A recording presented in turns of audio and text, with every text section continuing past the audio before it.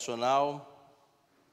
E hoje nós vamos estudar o capítulo de número 10 dessa confissão, que justamente fala sobre do livre-arbítrio, que às vezes é uma questão assim muito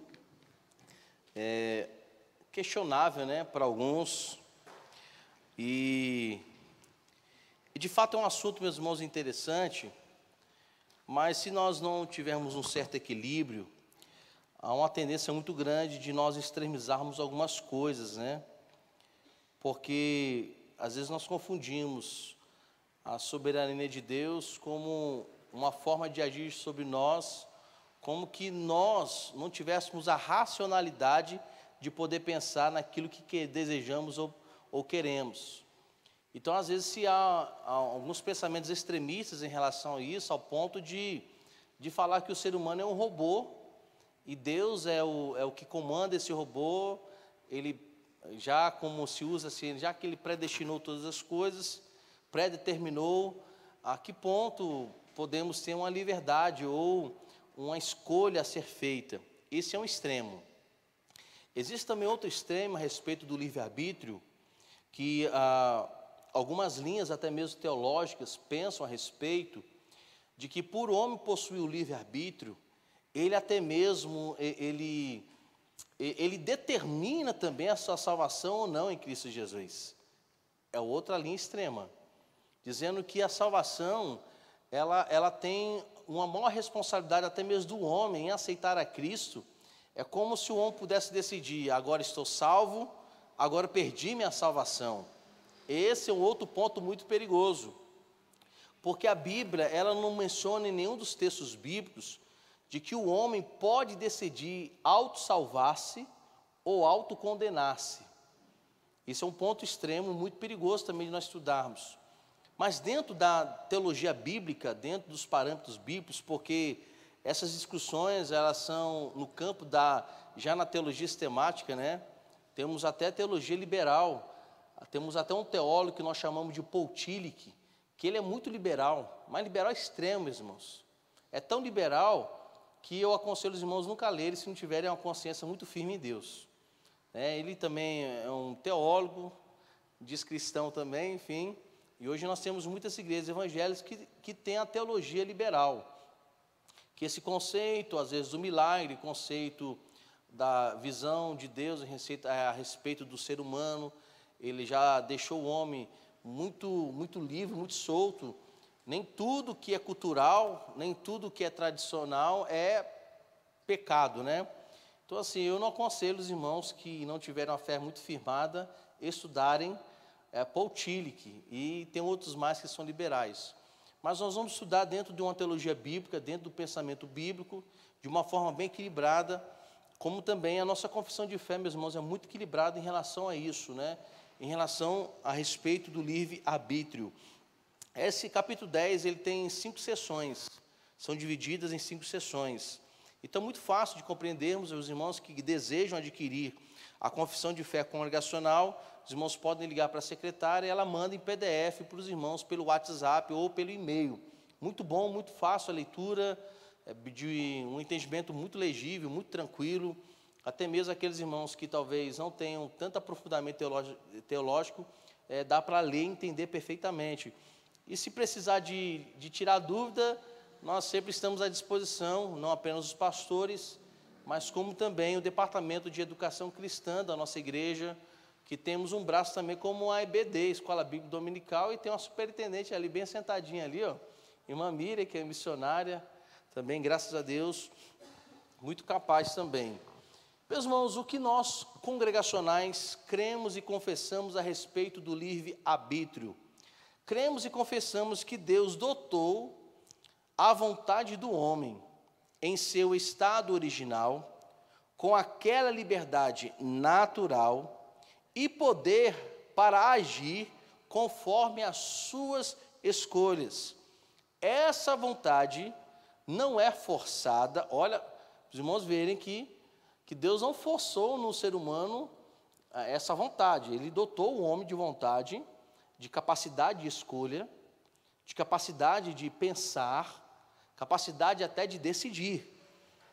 Então, essa vontade não é forçada, nem determinada por qualquer necessidade absoluta de sua natureza, ou para o bem ou para o mal.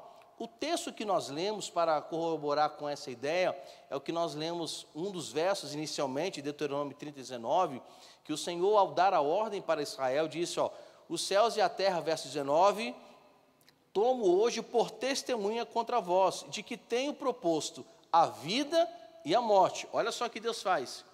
Propõe diante de Israel a vida e a morte. Observe que Deus ele não determina apenas, olha, eu vou apresentar a sua vida, ou vou apresentar a sua morte. Ele propõe ao ser humano a vida e a morte, a bênção e a maldição. Só como nós dissemos inicialmente, Deus é tão bondoso, tão generoso, que Ele dá uma opção. Mas eu quero dar uma opção para vocês, eu quero dar um conselho bom para vocês. Escolhem, pois, a vida, para que vivas tu e a tua descendência. Interessante que no texto de João capítulo 5, no verso 40, quando Jesus Cristo discutia sobre os seus discípulos, sobre a questão de ir ou não, ele diz no verso 40, e não quereis vir a mim para terdes a vida. Era uma discussão que alguns estavam tentando negar, se Cristo de fato valeria a ser seguido ou não. Aí Jesus falou assim, olha, quem não tem o desejo de vir e receber a vida são vocês. Então observe, Deus aqui, nem Jesus Cristo, é evidente, né? Por ser, são 3 pessoas mais um só. Observe que eles não determinam, olha, vocês vão ter que escolher a vida, vocês são obrigados a escolher a vida. Vocês estão determinados, vocês foram criados já de forma determinante para escolher aquilo que eu desejo. Não, ele deixou bem claro essa escolha. Em Atos capítulo 7, verso 51, olha só o que Lucas escreve nesse livro fantástico. Ele diz o seguinte, homens de dura cerviz, e circunciso de coração e ouvido, vós sempre resisti ao Espírito Santo, assim vós sois como vossos pais. E que momento era esse? Quando era pregado o Evangelho, só que quando os discípulos pregavam assim, olha, vocês estão com o coração duro, a servidão do coração de vocês é totalmente assim, sabe, muito fechada. Então quem está resistindo ao Espírito Santo são vocês. Por quê? O Espírito Santo não desceu, num dia de Pentecostes o Espírito Santo não veio, que não era já a determinação, melhor dizendo, a palavra de Jesus Cristo, no Evangelho de João capítulo 14, quando diz aos discípulos, olha, vocês não ficarão sozinhos, eu vou enviar o Espírito Santo, o Consolador. Aí o Consolador veio, o Espírito Santo veio, então não precisa ninguém estar mais buscando a descida do Espírito Santo, ele já está aqui. Só que quando os discípulos pregam o Evangelho, fala, gente, quem é que está resistindo ao Espírito? São vocês. Então observe bem que Deus, na sua soberania, por mais que Ele tenha todo o poder e o direito, preste atenção, Deus tem todo o poder e o direito de intervir a qualquer momento, em qualquer situação, no jeito, na maneira, na hora em que Ele quiser. Ele tem o poder de intervir em qualquer momento, mas dotou o homem com a capacidade de escolha. Nós vamos entender por que hoje o homem, depois da queda, o homem não teve mais a capacidade de saber escolher de forma correta. Tiago, capítulo de número 1, verso 14, ele diz que cada um de nós somos tentados, quando atraído e engodado pela sua própria consciência. Que momento Tiago está falando aqui sobre a vida, sobre a nossa conduta cristã. Só que ele fala a partir da nossa natureza pecaminosa, que todo o tempo nós somos tentados, somos atraídos pela nossa própria concupiscência. O que ele está dizendo aqui?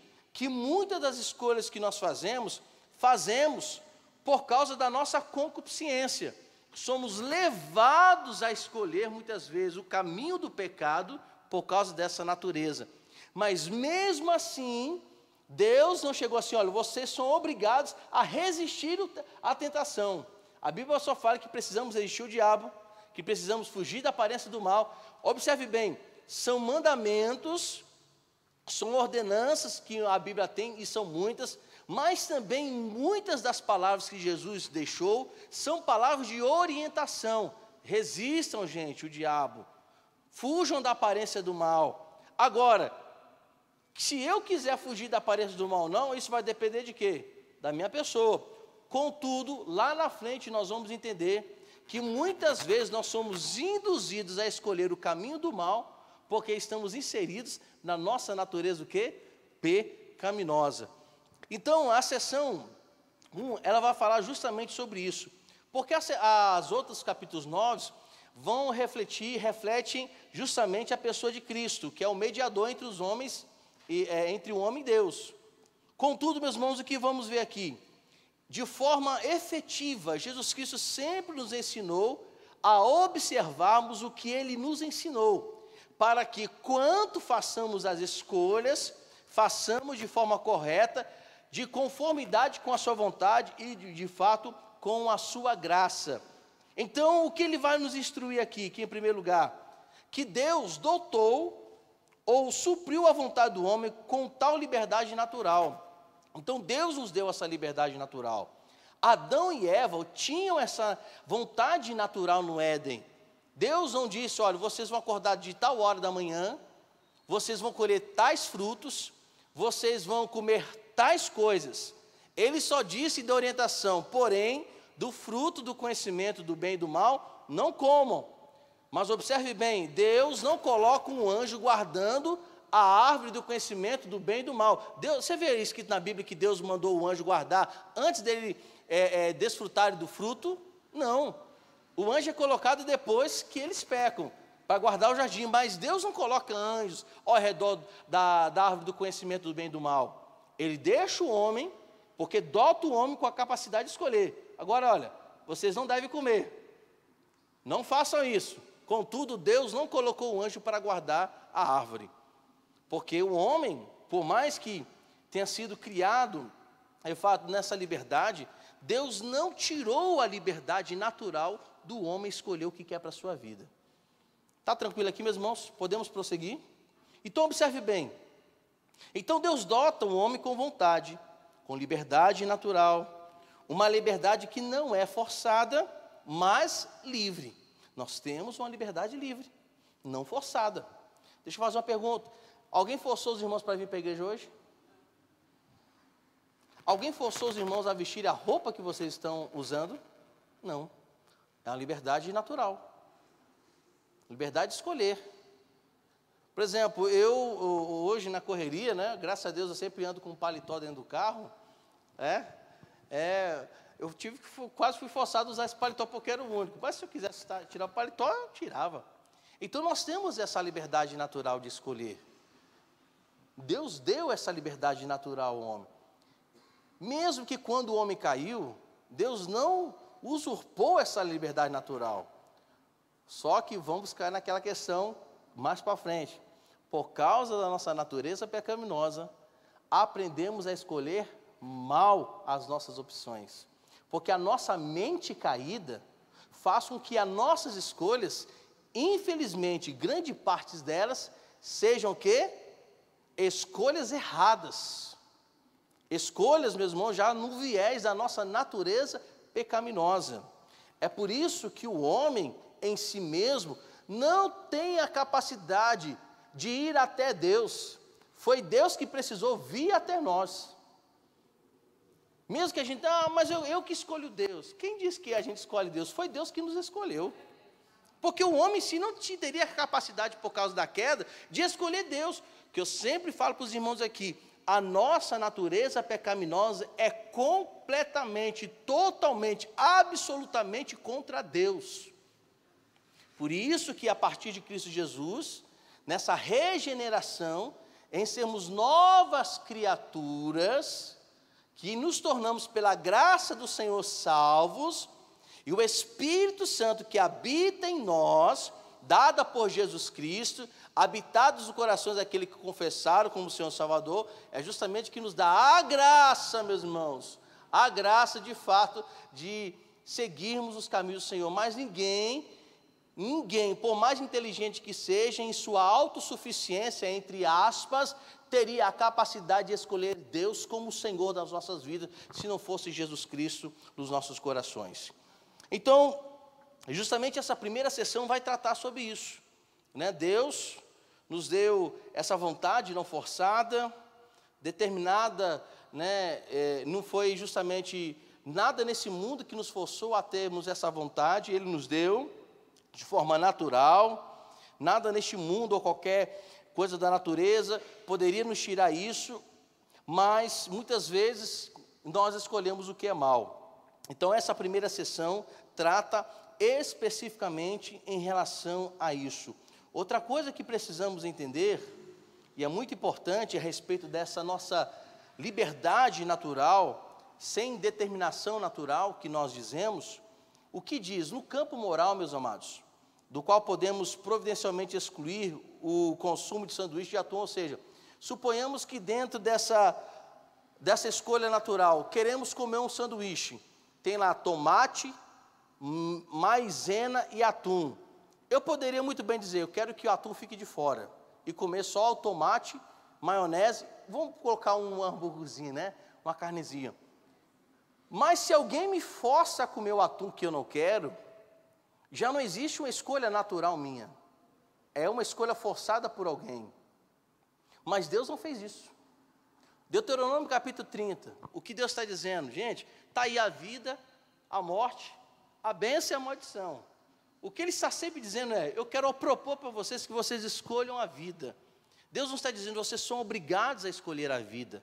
Vocês são obrigados a escolher o caminho do bem. Vocês são obrigados, absolutamente obrigados, a fazer tudo o que eu vos mando. Mas Ele dá a ordenança que devemos fazer.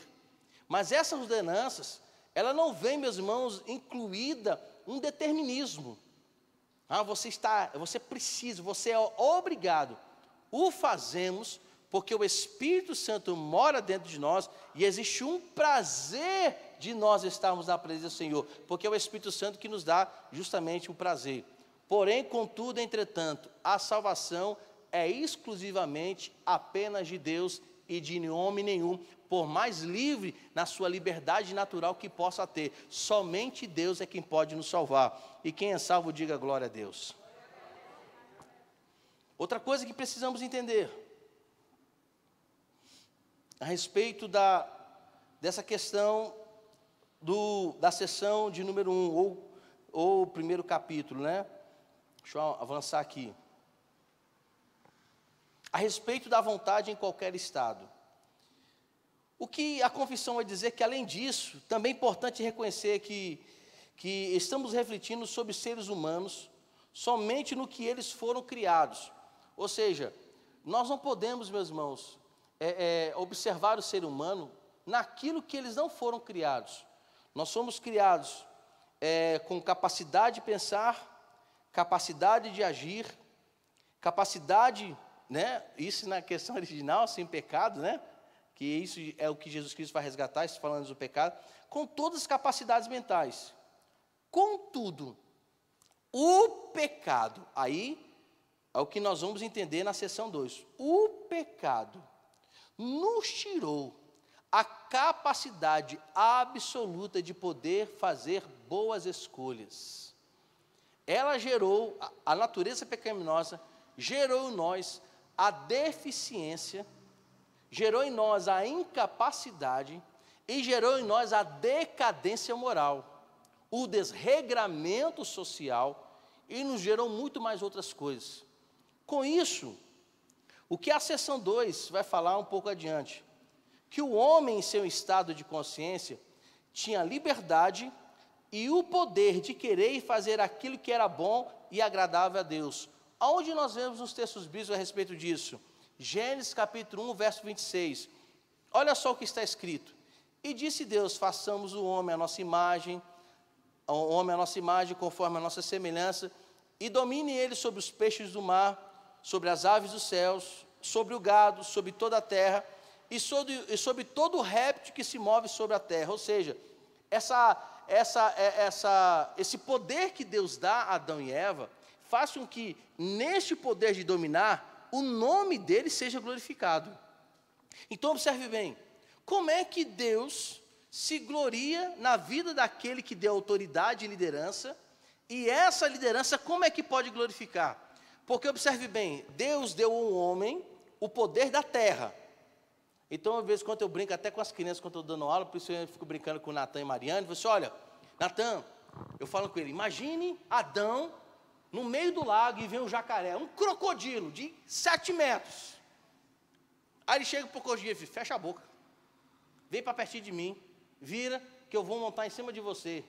E há de você se abrir a boca para falar, no bom sentido. O crocodilo, meus irmãos, ele era obrigado a seguir as ordens de Adão. Só que nessa ordem de domínio, Deus era glorificado, porque Adão estava fazendo justamente aquilo que Deus ordenou: domínio sobre a terra. Você pode dominar sobre as aves do céu. Imagine só Adão olhando para uma águia, isso é minha cabeça, tá, meus irmãos, voando aqui, né? A águia voando, aí Adão fez assim: venha para cá agora, águia. A águia tinha obrigação de descer, fica aqui, fica quieta aí. E as aves, ó, a águia, ele era obrigado a obedecer a ordem. Então essa liderança que Adão exercia glorificava a Deus, porque era uma ordenança obedecida por Deus. Então toda a natureza, né, o planeta Terra foi dado a Adão, né, e claro, evidentemente a Eva, como auxiliadora, como ajudadora de Adão em todas as coisas, de dominarem sobre a terra. Então nesse estado de inocência, tinha liberdade e poder para fazer tudo aquilo que era bom e agradável a Deus. E essa liderança era agradável a Deus. Deus se agradava na liderança de Adão. Ele se deleitava com as ações de Adão. Porém, meus irmãos, com a possibilidade de mudar de estado, que estado? De não pecado para estado de pecado. Antes, Adão e Eva, criados absolutamente sem pecado, sem nenhuma mancha, agora por causa do pecado eles mudaram o seu estado, de maneira tal que pudesse cair desse estado. Vamos lá, vamos ler os textos bíblicos. Eclesiastes capítulo 7, verso de número 29, para a gente entender, que Salomão escrevendo diz: eis aqui, o que tão somente achei, que Deus fez o homem reto, porém eles buscaram muitas astúcias. Gênesis capítulo de número 2, versos 16 e 17, está escrito assim: e ordenou o Senhor Deus ao homem, dizendo: de toda a árvore do jardim comerás livremente, mas da árvore do conhecimento do bem e do mal, dela não comerás, porque no dia em que dela comeres, certamente morrerás. Observe que Deus já dá o alerta sobre a mudança da possibilidade do seu estado, do estado de sem pecado para o estado de pecado, do estado de completamente inocente de todo mal, para agora culpado de todo mal, do estado de que havia nele a vida eterna fisicamente, e agora com a mudança de estado, se há morte fisicamente, a morte do corpo, o homem deixou de ser eterno fisicamente, para agora experimentar a morte em seu determinado tempo, que assim o Senhor disser. Então esse é o estado que justamente a confissão está falando. Mas vamos ler outro texto, Gênesis capítulo 3, verso de número 6. Eu peço perdão aos irmãos por estarem muito rápido, mas os irmãos podem reaver no YouTube a mensagem e procurar com mais calma. Se os irmãos quiserem, também dou a cópia para vocês. Gênesis capítulo 3, verso 6. E viu a mulher que aquela árvore era boa de se comer, para se comer, e agradável aos olhos, e árvore desejável para dar entendimento, tomou do seu fruto e comeu, e deu também a seu marido, e ele comeu com ela. Então a gente vai ver nessa sessão que a nossa vontade natural, escolha natural, foi submetida à escravidão do pecado. Observe bem, meus irmãos, a nossa escolha, que era pura em Adão, né, era uma escolha sensata, ou seja, Adão dizia o seguinte: olha, você vai ser jacaré, o seu nome vai ser chamado águia, agora, bichinho, o seu nome vai ser formiga, isso aqui vai ser rosa, o nome isso aqui é cravo, isso aqui é limoeiro, laranjeira, pé de melancia. Essas ordens agradavam o Senhor, o domínio que ele exercia. Só que essa vontade natural, após o pecado, se tornou uma vontade, infelizmente, escravizada. Aí você pergunta, pastor, hoje nós temos um livre-arbítrio? Meus irmãos, podemos até dizer que temos, só que, infelizmente, o nosso livre-arbítrio, infelizmente, de uma certa maneira, está escravizada nas mãos do pecado. Volto a dizer isso é enfático por causa da nossa natureza pecaminosa. Então, esse livre-arbítrio hoje está escravizado, infelizmente, ao pecado. Então, o pecado hoje escraviza o homem, tirou o homem a liberdade original, a vontade sensata, equilibrada e pura. Agora, a nossa, entre aspas, liberdade, ela é submetida e muitas vezes manipulada pelo próprio Satanás. Então, observe bem, olha que coisa terrível. Então, nós somos induzidos ao pecado, arrastados por causa do pecado aos nossos próprios desejos malignos, e isso a gente vê muito claro quando Tiago, vamos ler Tiago capítulo 1, verso 14, Tiago fala muito bem, perfeitamente, a respeito disso. Eu já li, mas eu quero que os irmãos leiam juntamente comigo, muito interessante que a gente leia. Tiago 1, verso 14.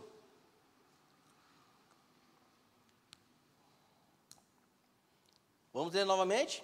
Mas cada um é tentado quando atraído e engodado pela sua própria concupiscência. Então nós somos engodados, nós somos levados, persuadidos por causa da nossa lei, às concupiscências da carne, às concupiscências dos olhos, à soberba da vida. Então, eu quero que os irmãos entendam, esse livre-arbítrio que nós dizemos que temos, ele pode ser questionado. E devemos questionar o nosso livre-arbítrio muitas vezes.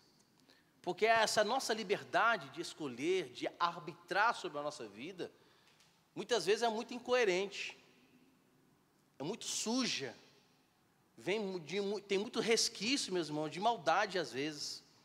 Ah, pastor, mas eu nunca matei, nunca roubei, nunca me prostituí. Mas, meus irmãos, nós temos e possuímos uma natureza que nos escraviza. Se a gente não rouba, tem outras coisas que a gente peca. Então, às vezes, essa vontade de pecar, essa liberdade de pecar, está muito inserida por causa disso. Então, além do mais, também é verdade que Deus pode mudar a nossa vontade de forma irresistível. Isso é verdade. Quando nós confessamos a Cristo, o que é isso? É a graça irresistível de Jesus Cristo em nossa vida. Porque, volto a dizer, se dependêssemos apenas de nós escolhermos Deus, se tivéssemos essa escolha de falar, eu escolho Deus, meus irmãos, foi a graça do Senhor que primeiramente nos alcançou para que pudéssemos tomar essa decisão. Ela veio até nós, a palavra chegou, penetrou em nosso coração, que nós chamamos de graça irresistível. A palavra chegou, o evangelho foi proclamado, e isso mexeu com o nosso interior, mexeu com a nossa mente, ao ponto de nós não resistirmos a essa palavra pura, santa, poderosa, porque Deus, Ele pode ter o poder de mudar o nosso conceito, a nossa maneira, as nossas escolhas. Ele tem esse poder, e como Ele faz isso? Derramando a sua graça irresistível. É um imã que ninguém pode, meus irmãos, se desvencilhar, apesar que muitos ainda continuam resistindo a isso. Então, essa segunda sessão trata justamente sobre isso, né? O nosso estado foi mudado, as características de pureza, de total inocência, ela foi arrancada de nós por causa do pecado. Então, o que a terceira sessão, eita, relógio não para, o que a terceira sessão da confissão de fé, no capítulo de número 10, vai dizer: o homem, com sua queda no estado de pecado, perdeu, presta atenção, meus irmãos, perdeu toda a capacidade de vontade, quanto a desejar qualquer bem espiritual que acompanhe a salvação. Bem, onde a gente pode ver isso, pastor? João, Evangelho de João, capítulo de número 15, apenas o verso de número 5, que Jesus Cristo estava dizendo a todos: eu sou a videira, vós as varas, quem está em mim e eu nele, esse dá muito fruto, porque sem mim nada podeis fazer. E aqui, meus irmãos, eu quero dar uma pausa, eu quero dar um recado para qualquer pregador e pastor que diz que existe outra maneira das pessoas virem à igreja a não ser por Cristo. Não existe nenhuma possibilidade de alguém dar fruto se Jesus Cristo não for com ele.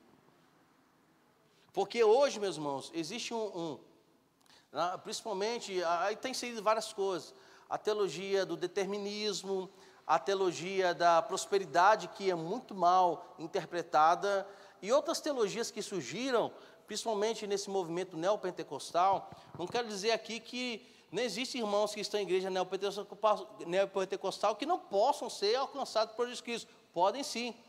O que eu sou contra totalmente é quando alguém diz que existe frutificação, crescimento fora das Escrituras e fora da graça de Deus. Não existe, meu irmão.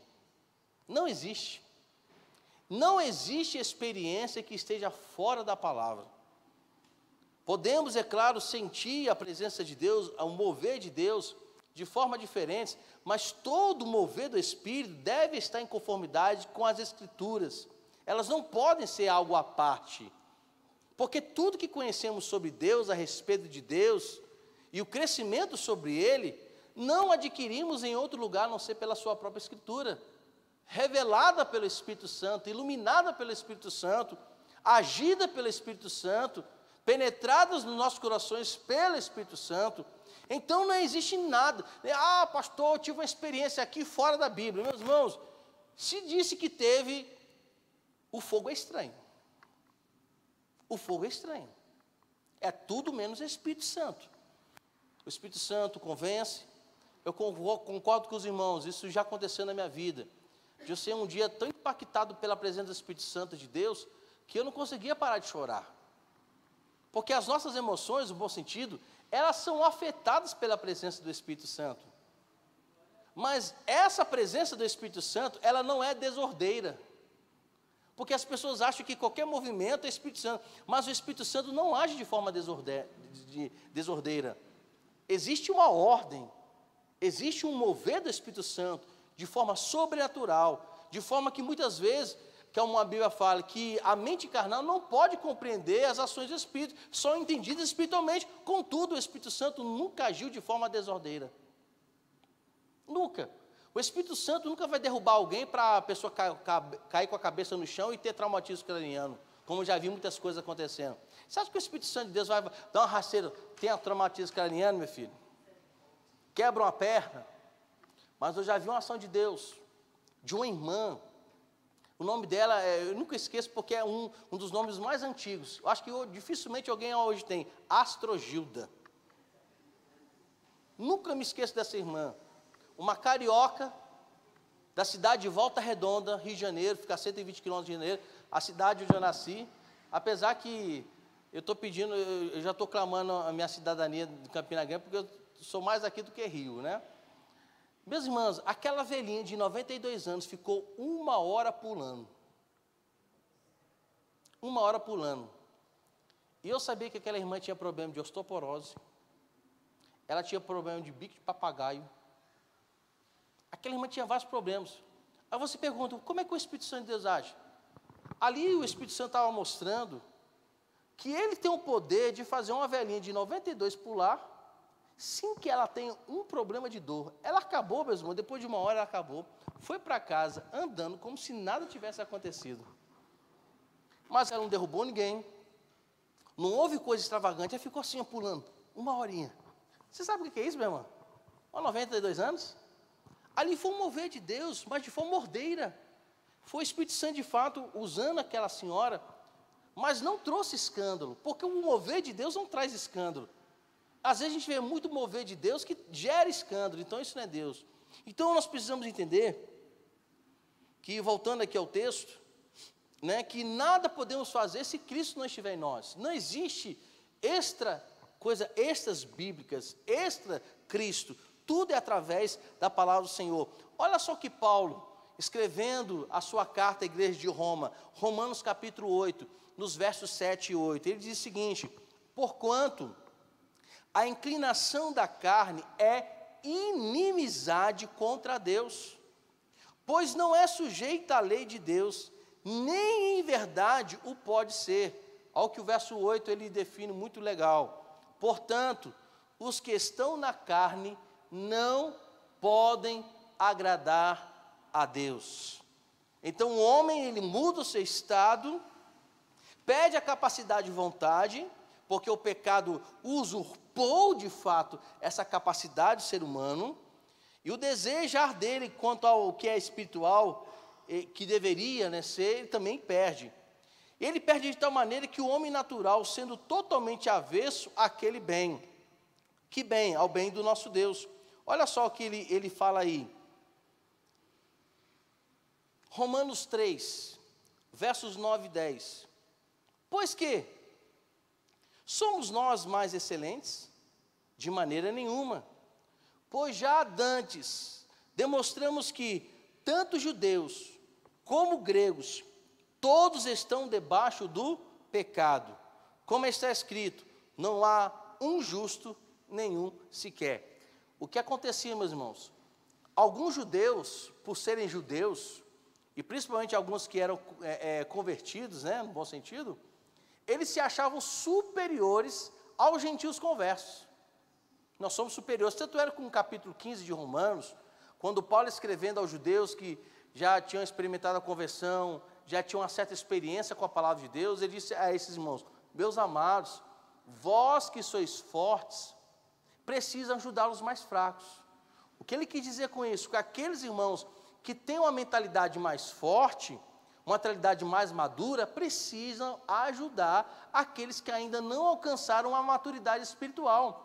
Ou seja, nós, irmãos, que temos uma quilometragem aí de cristãos, precisamos ajudar aqueles irmãos que estão iniciando a sua jornada cristã. É por isso que a gente não pode ser pedra de tropeço, motivo de escândalo, porque ai daquele que gera escândalo entre os irmãos. Então, por que eu não faço determinadas coisas? Porque a Bíblia não diz, pastor. A Bíblia não diz que é pecado. Mas a consciência do irmão, por ser fraca, e eu percebo que a consciência dele é fraca, eu evito de fazê-la para ajudar aquele meu irmãozinho que ainda não é maduro espiritualmente. Só que, de vez em quando, isso não chega à nossa compreensão. Já parou para pensar nisso, meu irmão? Tem hora que a gente exige, a gente quer fazer coisa e está lá, irmão, uma mentalidade fraca, acabou de chegar na igreja, a gente está contando todos os podres da igreja para o irmão que é recém-convertido.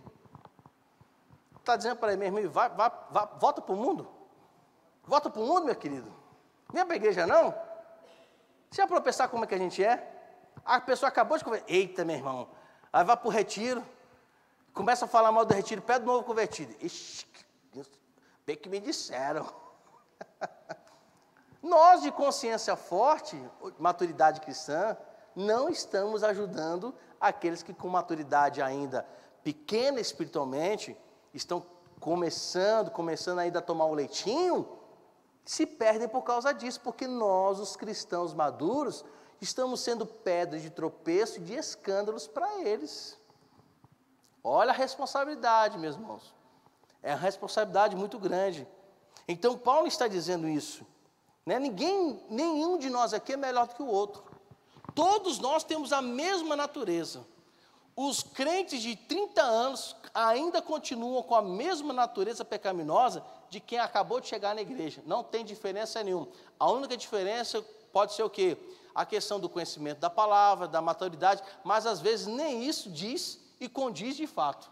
Porque tem muitos que conhecem muito a Bíblia, mas não praticam um versículo da Bíblia. Eu já conheço crente que com 20 anos na igreja nunca confessou Jesus, se acostumou tanto com a igreja. Então são coisas que precisamos pensar. Então nós temos que entender isso daí. Então o homem natural é avesso ao bem, está morto em pecado. Olha só o que diz aí Romanos 3, 12 e 23. Todos se extraviaram e juntamente se fizeram inúteis. Não há quem faça o bem, não há nem um só. Verso 23, porque todos pecaram e destituídos estão da glória de Deus. Todos nós, de forma indistinta, todos nós estamos nesse meio, né? Nesse emaranhado infeliz aí do pecado. E por fim, meus irmãos, para a gente partir para o nosso término, o que a confissão de fé também vai dizer? No capítulo, deixa eu abrir aqui.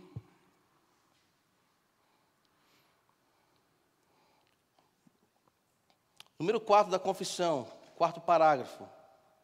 Opa, vem para cá, rapazinho. Isso. O que vai nos dizer aqui? Opa, deixa eu abrir que eu perdi aqui. Na seção de número 4 da declaração, ele vai dizer o seguinte. Opa, chegou. Primeiro nós vimos que o homem tem total capacidade, Deus deu ao ser humano total capacidade em sua vontade, uma liberdade natural para decidir, pensar, escolher. Após a queda, ele perde, de fato, essa vontade natural, essa liberdade natural, se torna escravo do pecado, e por causa do pecado, ele perde a capacidade de ter as boas escolhas, porque todos nós somos pecadores, todos de forma geral. Mas no parágrafo 4º, ou seção 4ª, vai dizer o seguinte: quando Deus converte o pecador e o traslada para o estado de graça, Ele o liberta de sua natural escravidão ao pecado, e pela exclusiva instrumentalidade de sua graça, o capacita a querer livremente e a fazer aquilo que é espiritualmente bom, mas isso de tal modo que o homem redimido, em razão da corrupção que nele ainda permanece, não faz e nem deseja perfeitamente apenas o que é bom, mas também aquilo que é mal. Vamos aos textos bíblicos. Quando Deus converte o pecador, o traslada para o estado de graça, Ele o liberta de sua natural escravidão ao pecado. Vamos lá, Evangelho de João, eu vou já terminando por aqui, Evangelho de João, capítulo de número 8, versos 34 e 36, está escrito: respondeu-lhe Jesus, em verdade vos digo que todo aquele que comete pecado é servo do pecado. Verso 36, se pois o Filho vos libertar, verdadeiramente sereis livres. Observa que coisa interessante. Todo homem que não confessa a Cristo, ele é plenamente escravo do pecado, mesmo que ele ache que tem um livre-arbítrio para decidir. Volto a dizer, inicialmente nós dissemos, o homem, por estar escravo do pecado, grande parte de suas escolhas são feitas por causa dos desejos da concupiscência dos seus olhos e da sua própria carne. Ou seja, ele decide o que é mal sempre para a sua vida. Por mais que ele tenha boa índole, bom direcionamento, boa educação, mas vai chegar um momento que ele vai inclinar a decidir aquilo que é mal. Mas quando Cristo Jesus vem ao encontro deste homem, dessa pessoa, o liberta do mal, agora ele tomando a consciência de fato, o que é errado, o que é pecado, o que é contra Deus, Deus pela sua graça, instrumentaliza, pelo instrumento da graça, capacita o homem querer livremente e fazer aquilo que é espiritualmente bom. Então, a partir do instrumento da graça de Deus, de Jesus Cristo, ele vai capacitar o homem, ele vai tornar o homem, assim, sabe, é que nós chamamos de uma virtude, né? Para livremente decidir aquilo que é bom. Vamos ver? Capítulo 1 de Colossenses.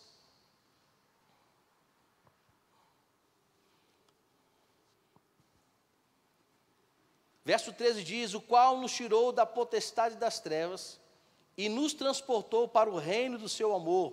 Romanos 6, versos 18 a 22.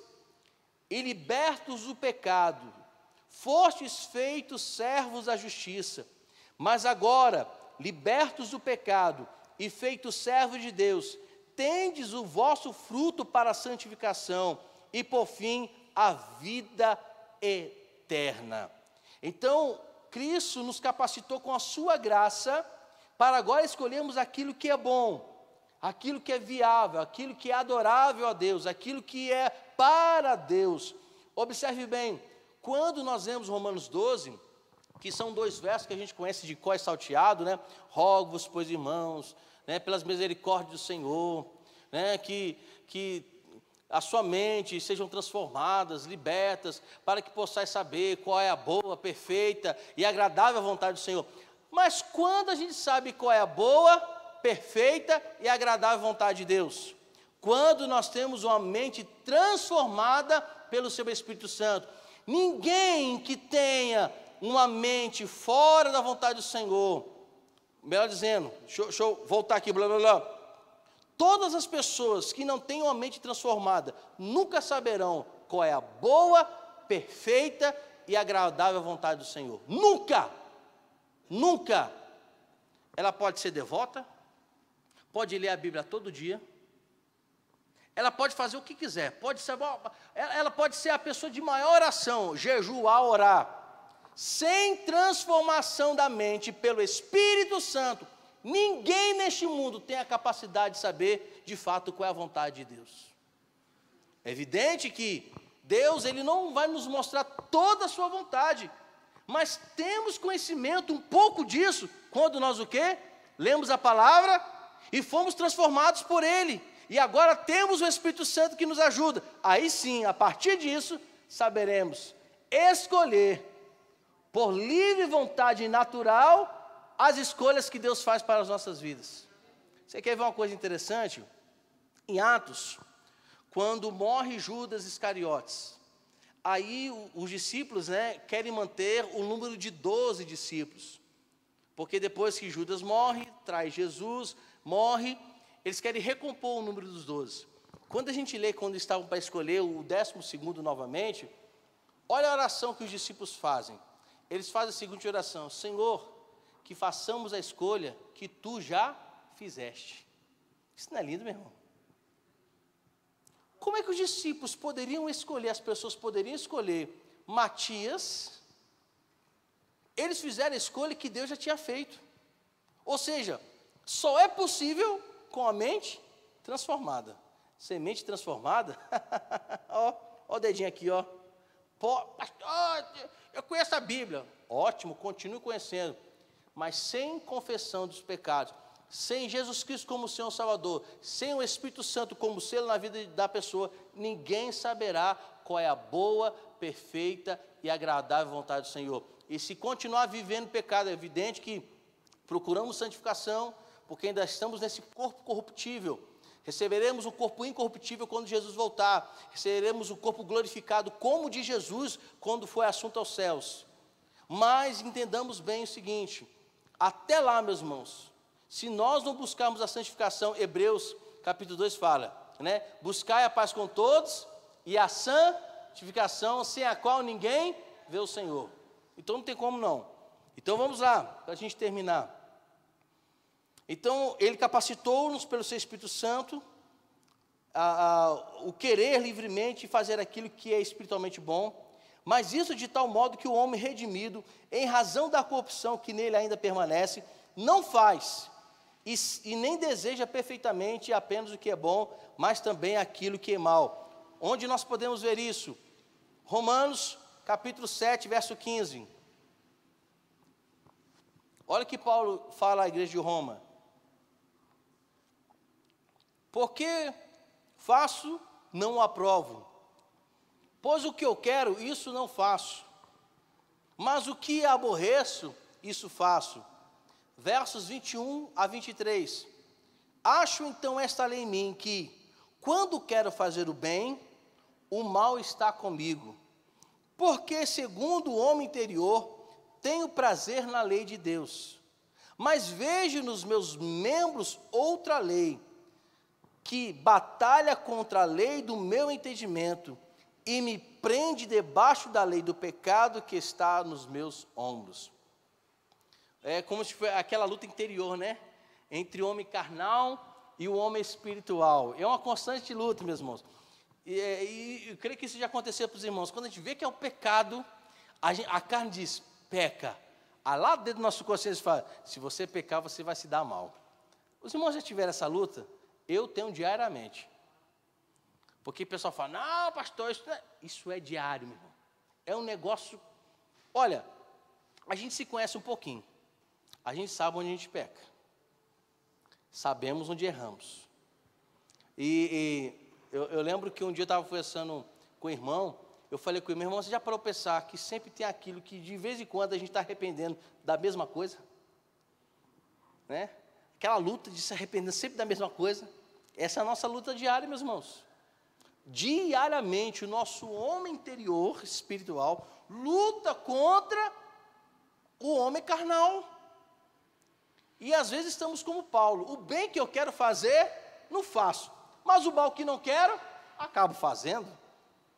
É uma luta diária. E outra questão para a gente terminar. Gálatas 5, verso 17. Porque a carne cobiça contra o espírito, e o espírito contra a carne. E estes opõem-se um ao outro, para que não façais o que quereis.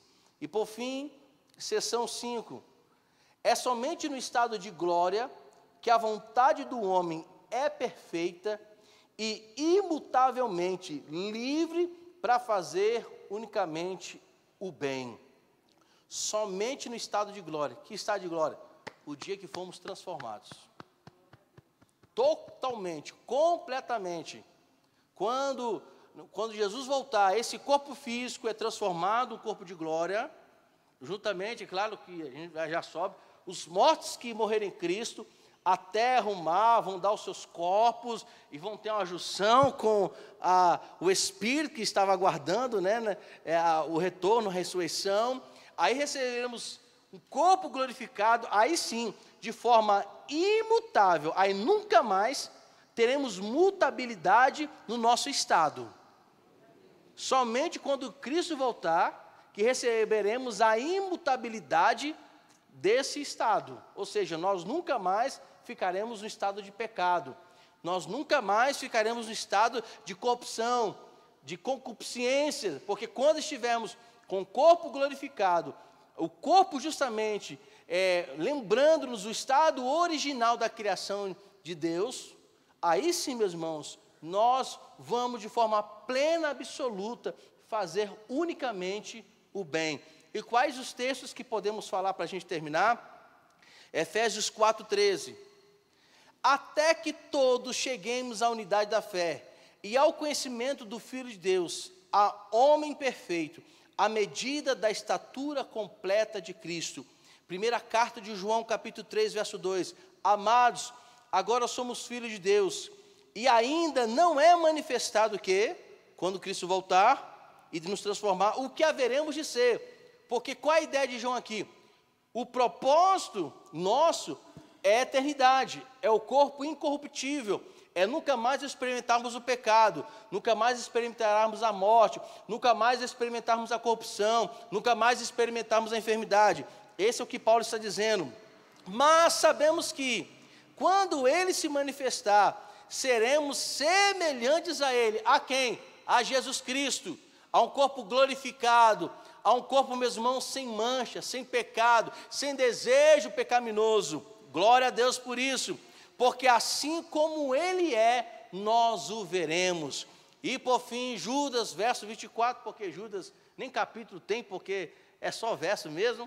Verso 24, ora, aquele que é poderoso para vos guardar de tropeçar e apresentar-vos irrepreensíveis com alegria perante a sua glória. Amém, e amém, e amém. Temos vontade? Sim. Temos escolha? Sim. Contudo, infelizmente, fazemos muitas vezes induzidos pela nossa natureza pecaminosa.